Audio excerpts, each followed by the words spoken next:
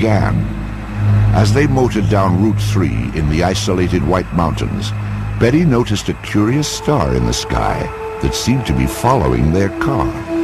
The Hills stopped the car as the light got closer to them. Peering through binoculars, Barney reported seeing red, amber, and green flashing lights. Panicked, Barney jumped back in the car and started speeding down the road. When the Hills arrived home to Portsmouth, New Hampshire, they realized that the trip had taken 2 hours longer than expected. Within days of their sighting, Betty Hill began having nightmares in which she and Barney were taken aboard a flying saucer and then medically examined. The Hills filed a sighting report with NICAP, a newly formed UFO research group. Then the emotional trauma from their experience prompted Barney and Betty Hill to seek the help of Dr. Benjamin Simon, a prominent Boston psychiatrist. Dr. Simon used hypnosis to treat the Hills over the course of several months.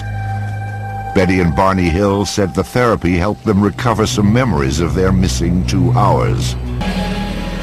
5 years later, the bizarre experience of Betty and Barney Hill became legendary as a cover story in Look magazine and a book entitled The Interrupted Journey.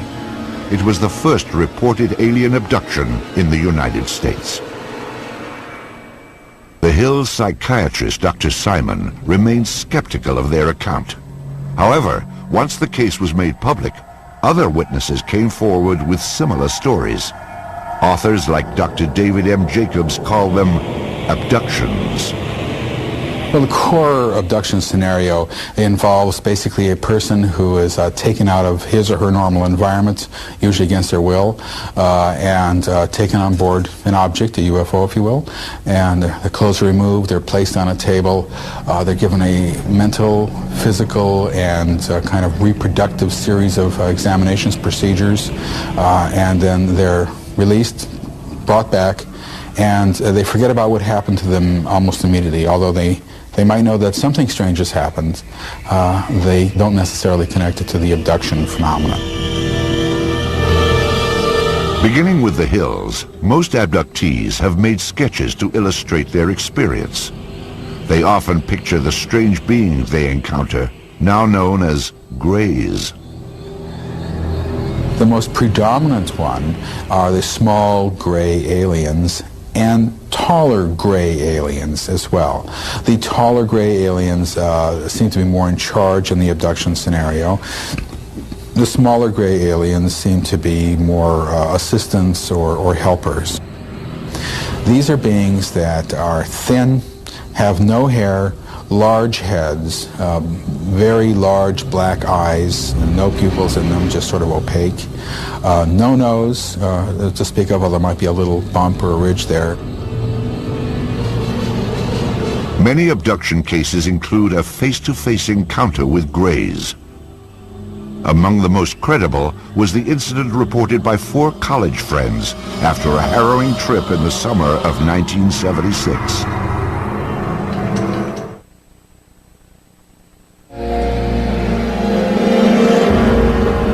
Betty and Barney Hill's abduction experience in September 1961 was the first such case reported in the United States. But in the following decades, accounts of alien abduction became increasingly common. Few stories were as sensational as the experience reported by 4 friends who took what was supposed to be an ordinary camping trip. To those who catalog such reports, this UFO encounter is known as the Allagash incident. In the summer of 1976, art students Charlie Fultz, Chuck Rack, and twins Jack and Jim Weiner traveled north from Boston into the wilderness of Maine. For nearly a week, the trip was everything they hoped it would be, a carefree escape from city life. On the 5th day, they camped near Smith Pond, an isolated, stump-filled swamp. It was a perfect spot for night fishing. It was also the place where their lives would change forever. There was no moon that night. It was real dark, and we didn't want to get lost. So we said, well, the thing to do is make a big fire so we can see it, and then we know which way to paddle when we want to get back to camp later. And it was quite large, but we cleared around the fire, so there was no problem. And these flames were leaping a good 3 or 4 feet up into the air. With their makeshift lighthouse aglow, the 4 men left their campsite behind. They paddled several hundred yards out into the pond, headed for a night of fishing they would never forget, and one they would later illustrate in their artwork. I remember being in the back of the canoe, paddling leisurely. The 2 twins were in the middle. Charlie was in the front. And I remember they were having a conversation, and I was focusing on the night and the lake and the water. And I began to feel observed. And then all of a sudden, Chuck Rack, who was at the back of the canoe, said, holy mackerel, what the is that? And I turned around and looked, and there was this huge, bright light that was coming out of the trees. It seemed like it was rising out of the trees. At first, we thought, well, it's got to be an airplane or something, right? So we watched it for a few seconds and realized that it wasn't an airplane because it wasn't making any sound at all. It was strange, very strange. It was a bright, luminous yellow-white, and changing from that color in a very fluid, liquid kind of a way. And we were very, very fascinated. I was in a state of extreme euphoria. I remember just feeling, wow, this is fantastic. It was just alive. And when it was nearest us, about 100 yards away, it paused. And when it paused, I said to the fellows, I said, I'm going to shine the flashlight and see what it does. The instant he flashed his flashlight, this thing sent this beam of light out to us. And we were in a 16-foot aluminum Grumman canoe, which in the pitch black of night lit up like a Roman candle. We must have looked like this object just waiting to be approached on this lake. And all I can tell you is what was going through my mind was just exhilarating expectation. Just, this is fantastic. This is something we can communicate with. It's tempting to communicate with us. I was completely shocked, and especially shocked that it reacted as quickly as it did, which told us there was some type of intelligence about it. And as soon as this light came out, this thing started moving, and so we thought, well, you know, this is real. This is really happening. This is not a figment of our imagination.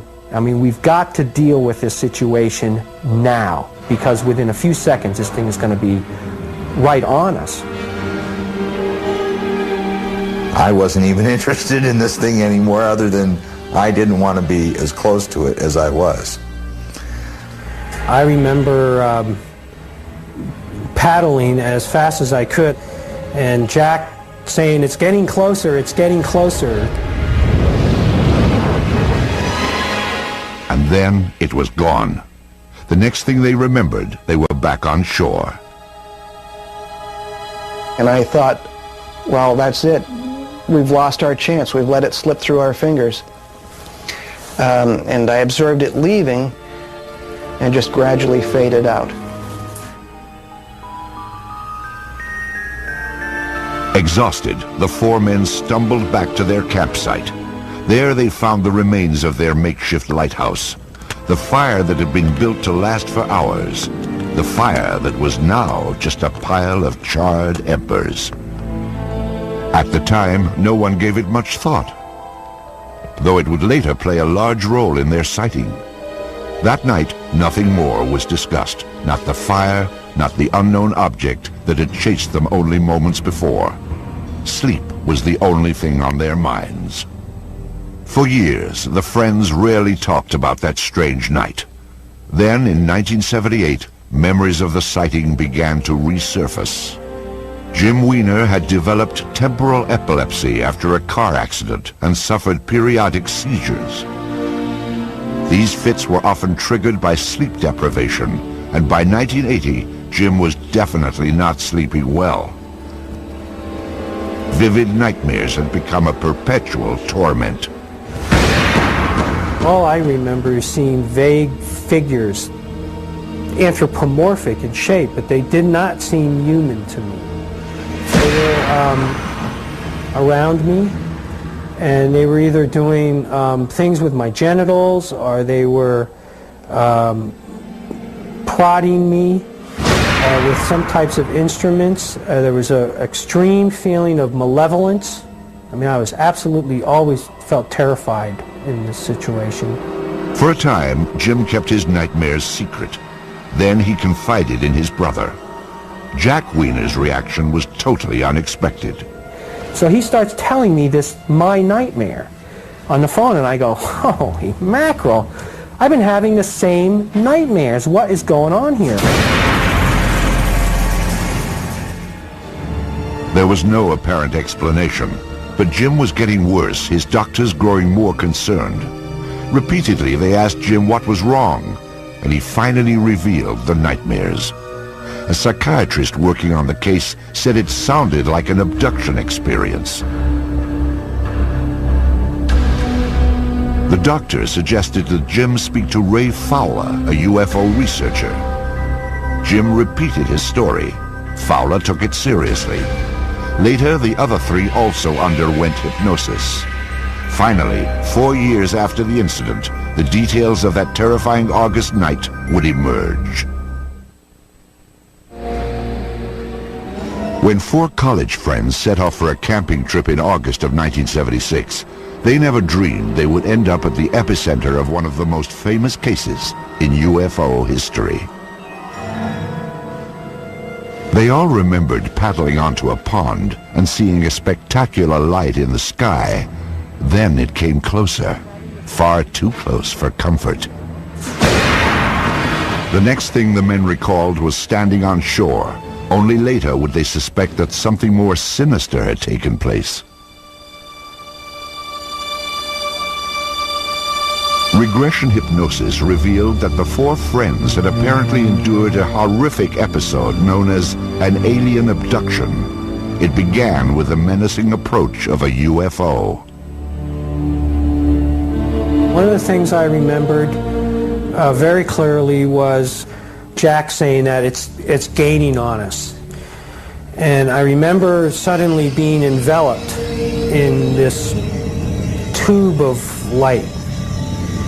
And I remembered looking up, and I was thinking about what the heck is that up there? You know, like what's up there? And that took a few seconds, and then I looked back again, and Chuck Rack's gone. The last thing I remembered was having both hands on the side of the canoe, looking out at the water to see if Chuck was in the water, and then not seeing him and thinking, oh my God, you know, what happened to Chuck? And then looking up, and then the next thing I remembered was this just intense feeling of almost like I was coming apart or something. That's the only way I can describe it. Then the next thing I remembered was being on my back in this hazy environment, which was just like this nightmare that I'd been having. All 4 friends seemed to recall a similar traumatic experience. I'm lying on my back, and I'm disoriented. I'm not sure where I am. As I'm forcing and struggling to get up, a face appears and looks straight down at They reminded me of insects. I remember thinking, my God, these things look like bugs. They had like large eyes, almost like ants have. They could have been goggles for all I know, but and they had some kind of clothing on, like spandex. I became focused on this thing's hand and realizing that it was not a hand like ours at all. And this one had me by the wrist, and he was holding my arm up, and he had something else in his hand. But I didn't like the looks of it. And I remember thinking, oh boy, here we go. This is it. I got 5 seconds to live. They're going to cut me open. They're going to dissect me, whatever. I just want to get out of here. Get me out of here. It would take hours under hypnosis before the 4 men fully detailed the alien examinations. Later, they recalled the peculiar events that brought them back down to Earth. They moved us again into this other space, this room. Then this area in front of me started changing somehow. It was doing something. It was some type of machine or something. It was very strange. And the last thing I remembered thinking was, here we go. I don't know what's going to happen next, but something is happening. Under regressive hypnosis, I remember the aliens trying to put me in the canoe. There was one of them standing in the canoe over me, trying to adjust my position in the back of the canoe, and another one was sort of waist deep in the water right next to me.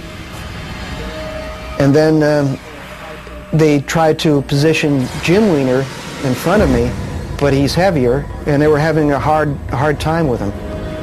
And then the other 2 were beamed right on land, and then Jim got out to join them. As their recollections took shape, the 4 men learned why their roaring campfire had seemed to burn out so quickly.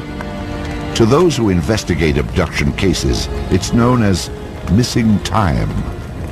Perhaps as much as 3 hours had passed during the abduction, from the time the men first saw the UFO until the time they found themselves standing on the beach. Meanwhile, their fire had burned down to embers.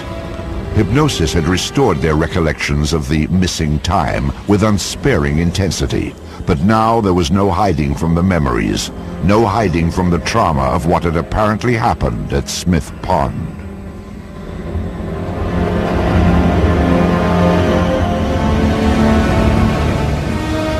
I mean, every time I had one of these experiences, I would rationalize it as a dream so I could cope with it and say, well, what the heck is really going on here? Is it related to my seizure disorder? Is it, something I'm eating? Do I have a brain tumor? Am I working too hard, or am I under a lot of stress? What the heck could possibly cause this kind of repetitive experience? The Allagash 4 are not alone. Their story is remarkably similar to the accounts of thousands of other ordinary people who face the nightmarish certainty that they have been in the hands of aliens. Still, despite all the convincing testimony, the subject of alien abductions is the source of bitter controversy.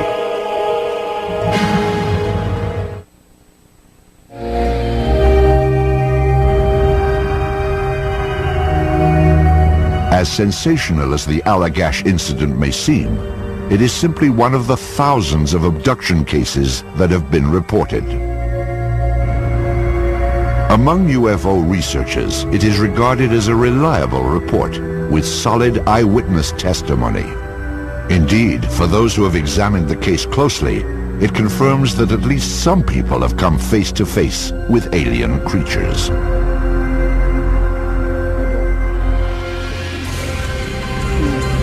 If you had the amount of evidence for the reality of the Allagash abductions for any other subject, any mundane subject, in a court of law, you could hang a person probably. But because of the bizarre nature of the case, that's not going to happen. People aren't going to accept that evidence, although the evidence is there. The evidence includes 4 men who were psychologically examined and given polygraph tests before undergoing hypnosis. 4 men who reported remarkably similar accounts of the same event. 4 men who have spent the past several years trying to come to grips with the fact that they were part of something out of their realm of understanding.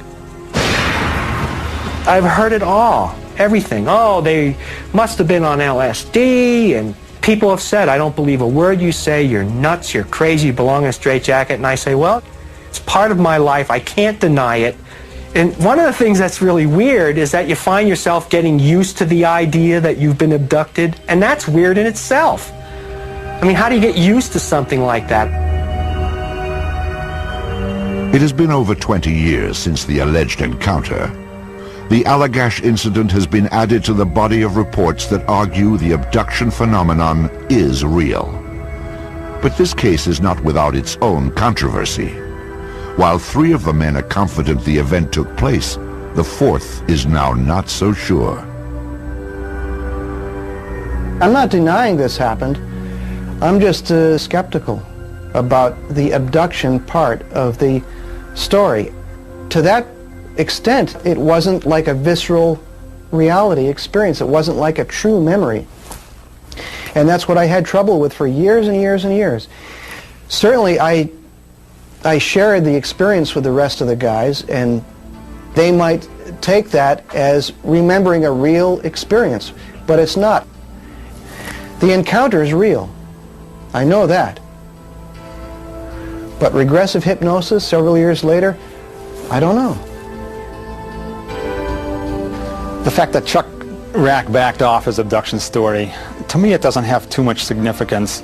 Maybe he has since thought about this thing and doesn't want to think it actually happened to him, but nonetheless, his recollections of what occurred back then are consistent with what the others have remembered, either consciously or through hypnosis. However, researchers like Kevin Randall, who is convinced that UFOs are real, continue to question the Allagash abduction. They clearly had a UFO sighting. Clearly that event took place. But we've now blurred the boundary between reality and fantasy.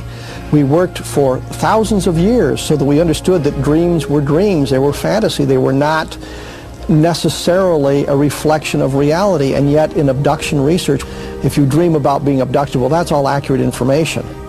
And we've got to get back and take a solid psychological look at this. Yet, not all abductions can be written off as dreams. In fact, neither Betty and Barney Hill nor the Allagash Four were even asleep when their abduction was said to have taken place.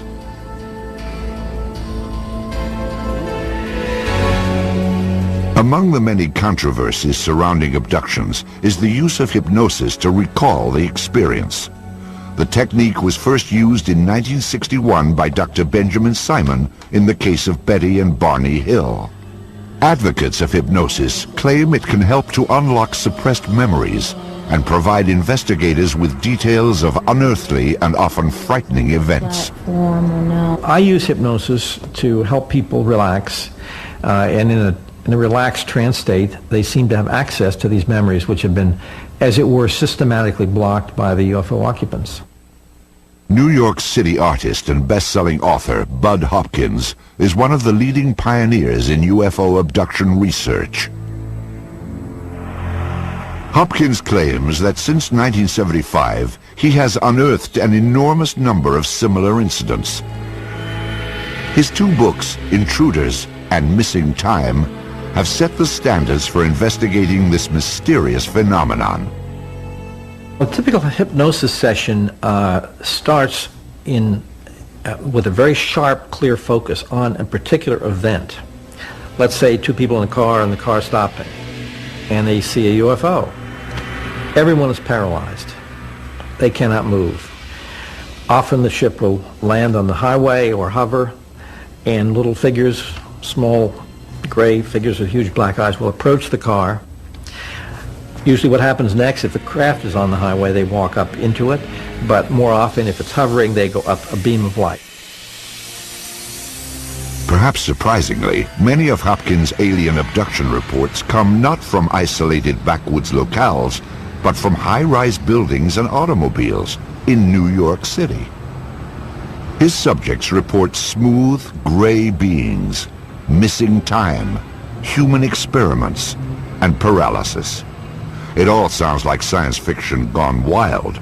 Yet hundreds of seemingly ordinary people report these experiences. I'm 46 years old. I have 2 grown kids. My daughter's 23, my son is 20.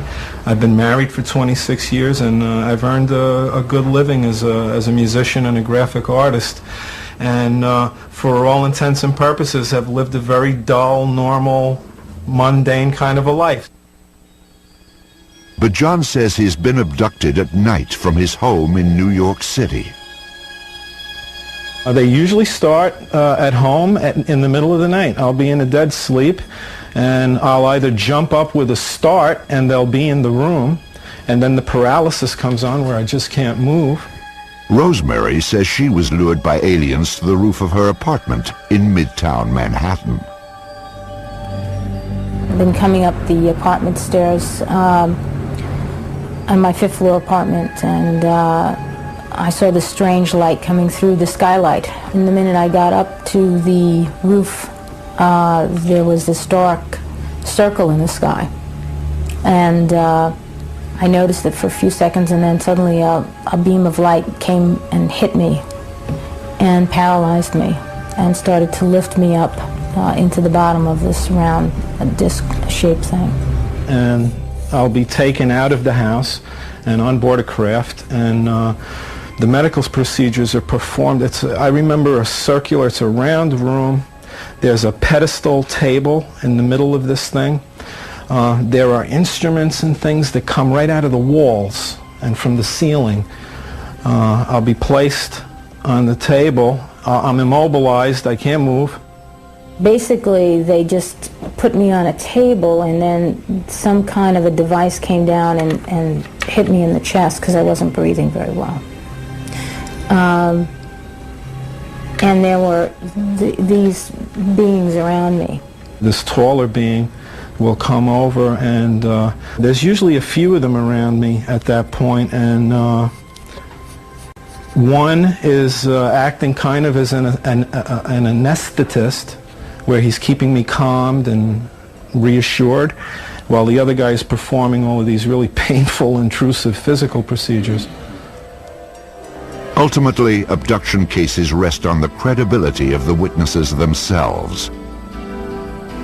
If you trace the history of this, before this subject was even known, before it was all over television, before people were aware of it, the patterns were already established. So it seems to me there are only 2 apparent possible explanations for this. Either they really are being abducted, or there is some totally unprecedented, unknown mass hallucination or delusion going on, and that should be of great interest to science too. Clearly, no one would believe or even take seriously the abduction phenomenon if there was only one person who was telling these tales, regardless of the social pedigree of that person or the prominence of the investigator who investigated that person. We would just say, well, that person's hallucinating, deluded, crazy.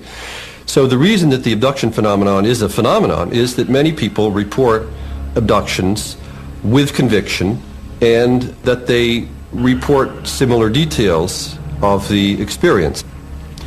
So the question is, where does this consistency of storyline arise from? Even if people were hallucinating, why are the hallucinations the same? While abduction scenarios are similar from case to case, most have unique details, often overlooked in media coverage of the incident. For example, in the Betty and Barney Hill abduction, it was not generally reported that Barney had dentures. According to Betty Hill's account, dentures were apparently a novelty to the alien abductors. They come in and they start pulling on Betty's teeth. They were in separate rooms on board the craft. And she's trying to find out what's going on. Well, they don't understand how Barney's teeth come out and hers don't. Now, who would make up a story like that? The human brain is the most complex object known of in the universe. We know of nothing more complex. And it produces a vast range of conscious states, mind states. So somebody's driving along, and they've been driving at night for hours upon hours upon hours.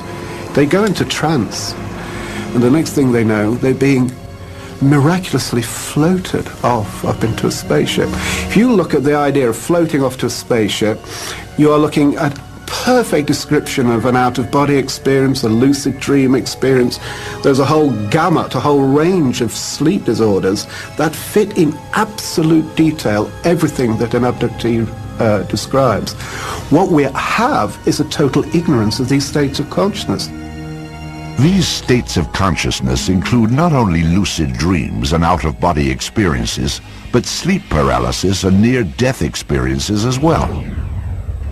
All are currently being researched. None are yet fully understood. Perhaps such alternate states of consciousness will prove to be the underlying cause of purported alien encounters. However, in the event such research can't explain away abductions, most people still won't find it any easier to accept that these bizarre events truly occur. We've been conditioned to believe certain things as regarding what society, what scientists, what theologians tell us exists and what doesn't exist. And when something intrudes into this reality and doesn't fit, it's taboo because people don't want to accept this because it affects their worldview. So this goes across science, theology, you name it. It's very hard to accept things that just don't fit our preconceived notions of what should be and what shouldn't be. What is the truth about alien abductions? While some believe that the explanation lies in some distant galaxy, at least one scientist is finding answers within the confines of an Earth-bound laboratory.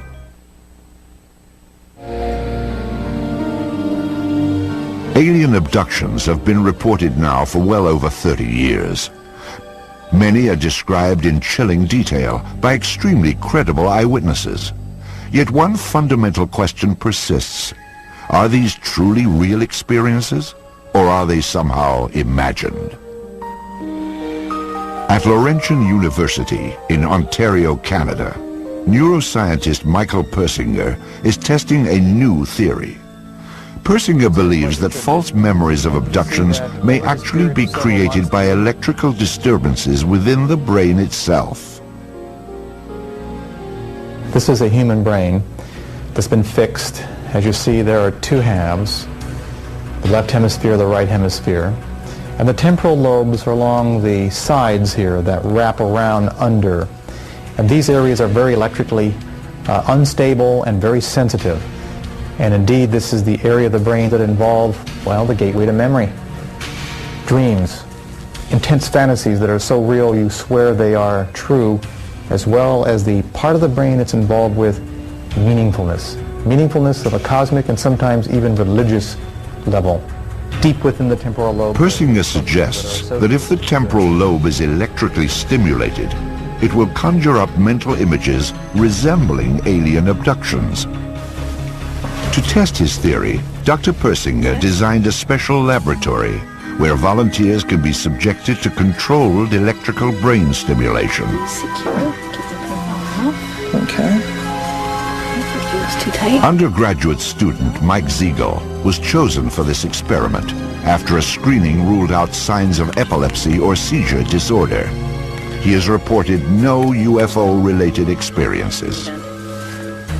What we do is we use a motorcycle helmet, put it over the head. On both sides of the motorcycle helmet there are solenoids embedded in it. The solenoid is a device that allows you to deliver weak magnetic fields. The magnetic fields are then passed through the brain, very weak fields. Less than that, a hair blow dryer. But the computers which run the patterns are programmed to simulate or imitate the firing pattern of the deep structures of the temporal lobe.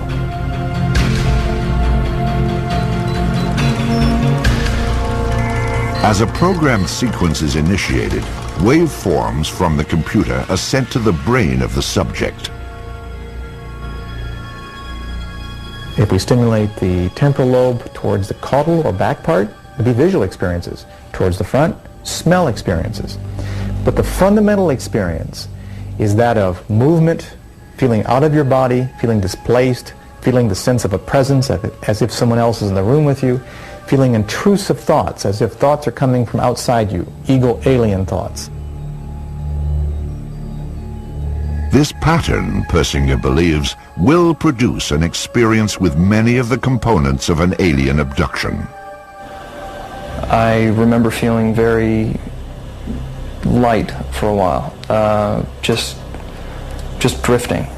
Then I remember everything just sort of went black, and a feeling of complete weightlessness.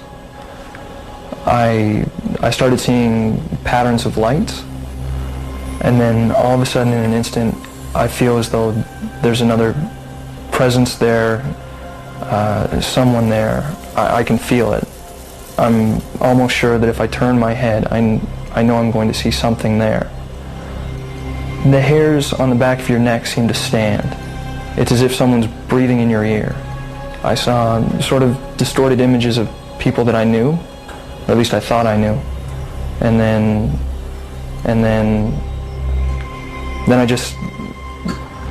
I felt this tremendous sort of rush of fear, tremendous anxiety. I wanted to get out. If I could have ripped off the electrodes and gotten out of the room, I would have. My legs felt like they weighed 2 tons. I couldn't have moved them if I wanted to.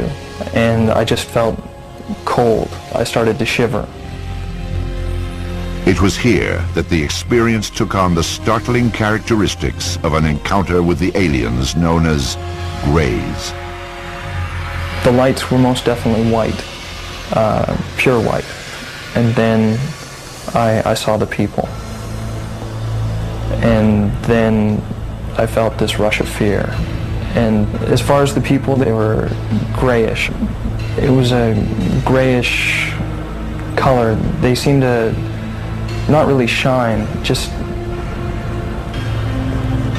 like wax. That's pretty much the only way I could describe it, like wax. Grayish, elongated wax people. Persinger's tests raise an obvious question. What natural force could duplicate the electrical stimulation so carefully orchestrated in the lab? It has long been known that movements of the Earth's crust can produce bursts of light in the atmosphere. According to Dr. Persinger, these luminous displays release electromagnetic charges that can trigger abduction-like thoughts, just as in his tests. Did Betty and Barney Hill witness such a luminous display? Are abductees like the Allagash 4 victims of a similar flash of energy? The duration of the events, they're not just brief bursts of things. They're very elaborate, detailed stories. The Hill case, the Allagash case, and hundreds of other cases. They often involve other people. The notion that you've got somehow natural electromagnetic waves affecting 2 people identically so that their stories match and jibe makes no sense at all. In the end, abduction cases remain the most troubling of the UFO accounts. They offer little or no physical evidence as proof and rely almost exclusively on personal testimony. I don't know. Yet if even one of the thousands of stories is true, it suggests a most unappetizing possibility. That humanity is at the mercy of superior beings that can do with us as they please.